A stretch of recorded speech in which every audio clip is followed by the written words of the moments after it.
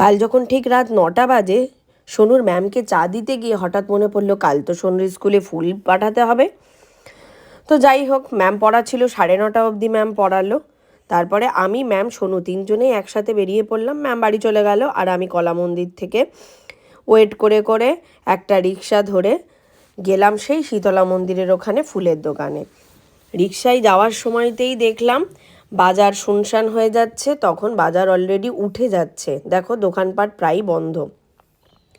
এই ফুলের দোকানটা দেখে মনে হচ্ছিল বেকার সীতারাম মন্দিরে যাচ্ছি, কিন্তু পরে বুঝলাম ওনাকে বললে উনি বানিয়ে দিতে পারতো না। তারপরে এই দোকানদারকে বললাম যে 100 টাকার মধ্যে একটা ছোট্ট ফুলের তোড়া বানিয়ে দিন।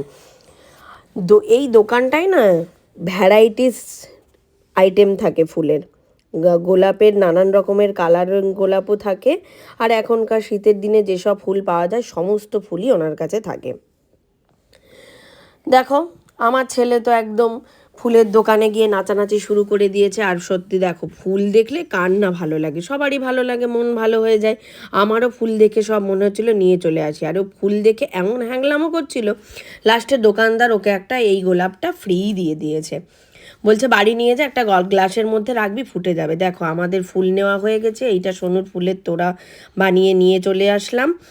আসার সময় দেখলাম রাস্তা একেবারেই ফাঁকা, কিন্তু ফেরার সময়তে আমরা রিক্সা নিয়ে আমি আর সোনু হেঁটে হেঁটেই এসেছি। আর উনি দেখো ল ল ল ল করে কি গান গাইছে।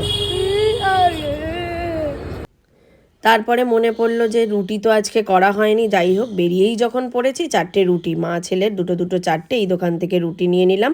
অনেক সবজিও ছিল, কিন্তু সবজি টবজি আর খেলাম না, রুটি নিয়ে বাড়ি চলে এলাম। দেখো উনি নাচতে নাচতে ঢুকছে ঘরে। চলো দেখো, এই রকম একটা ছোট্ট ফুলের তোড়া বানিয়ে দিয়েছিল। আমার মনে হচ্ছিল যে ঘরের জন্য একটা নিয়ে আসি, বাট নেওয়া হয়নি। চলো আজ এইটুকুই, দেখাবে।